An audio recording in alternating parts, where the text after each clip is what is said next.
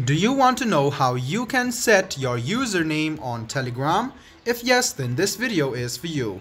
Hello and welcome to 1-2-Step. It's your host back again with yet another interesting tutorial video. In this video, I'm going to teach you how you can set a username on your Telegram account. Go ahead and open Telegram, which is on your phone. Click on the three lines which you can see on the top left hand side and go to your profile. Now click on the edit option or the pen button which you can see on the right hand side, and you can see that your profile is here. Now to change your option or your username, go ahead and click on the three lines and click set username. You can see that it will lead you to this page. You can choose a username on Telegram. If you do, people will be able to find you by this username and contact you without needing your phone number. So go ahead and write down your username and then click tick mark.